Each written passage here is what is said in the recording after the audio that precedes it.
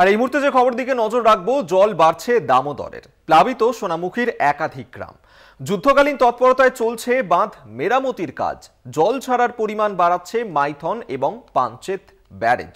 যেভাবে টানা বৃষ্টি চলছিল এবং সেই বৃষ্টির কারণে একাধিক জায়গা তো জলমগ্ন হয়েই পড়েছিল, এবং যে ছবি এই মুহূর্তে তুলে ধরছি আপনাদের সামনে, সোনামুখীর একাধিক গ্রাম প্লাবিত হয়ে পড়েছে। জল বাড়ছে দামোদরের, যার কারণেই প্লাবিত হয়ে পড়েছে সোনামুখীর একের পর এক গ্রাম। যুদ্ধকালীন তৎপরতায় চলছে বাঁধ মেরামতির কাজ। জল ছাড়ার পরিমাণ বাড়াচ্ছে মাইথন ও পাঞ্চেত ব্যারেজ। সেই ছবি এই মুহূর্তে দেখছেন কি যে বন্যা পরিস্থিতি এই মুহূর্তে তৈরি হয়েছে সোনামুখীর একের পর এক গ্রাম এই মুহূর্তে জলের তলায়। কার্যত ছোট ডিঙি করে তাদেরকে পারাপার করতে হচ্ছে। এক্সক্লুসিভ সেই ছবি এই মুহূর্তে কলকাতা টিভির পর্দায় আপনাদের সামনে তুলে ধরছি। এবং যুদ্ধকালীন তৎপরতায় যদিও বাঁধ মেরামতির কাজ চালানো হচ্ছে, তবে স্থানীয় মানুষজন তারা অত্যন্ত দুর্ভোগে পড়েছেন এই ঘটনায়।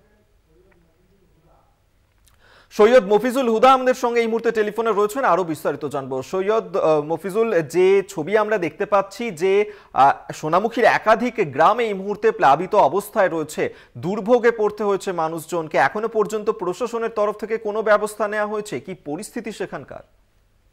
এই টানা নিম্নচাপের জেরে তো একটি জলমগ্ন এলাকা হয়েছিল, তারপরে ডিবিসি জল ছাড়াই, ধাপে ধাপে জল ছাড়াই সোনামুখীর বিভিন্ন এলাকা এখন বন্যা কবলিত এলাকায় পরিণত হয়েছে, এবং প্রশাসনের তরফ থেকে রিলিফ ক্যাম্প করা হয়েছে, কিন্তু মানুষজন সেখানেও যেতে পারছে না। মানে রাস্তা ভেঙে যাওয়ার কারণে সেই রিলিফ ক্যাম্পেও মানুষজন পৌঁছাতে পারছে না।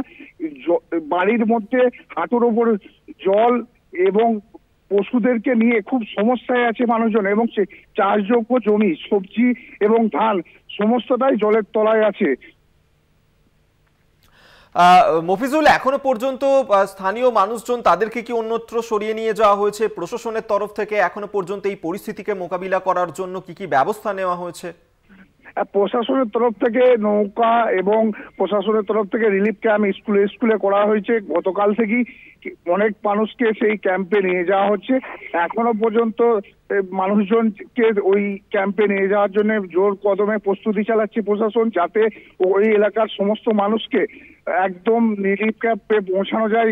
ওই জন্য ছোটখাটো নৌকো থেকে শুরু করে বিভিন্ন কাজ প্রশাসন শুরু করেছে, এবং সরকারি আধিকারিকরা ওখানে প্রতিনিয়ত ওই পরিস্থিতির খোঁজ খবর নিচ্ছে এবং সমস্ত বিষয়টা খতিয়ে দেখছেন, যে যাতে এই মানুষগুলোকে সঠিকভাবে রিলিফ ক্যাম্পে নিয়ে যাওয়া যায়, এবং এই মানুষগুলোকে যাতে এই বন্যার পরিস্থিতিতে তাদেরকে খাবার দাবার সমস্ত কিছু ব্যবস্থা করা যায়, সেই দিকে চেষ্টা চলছে।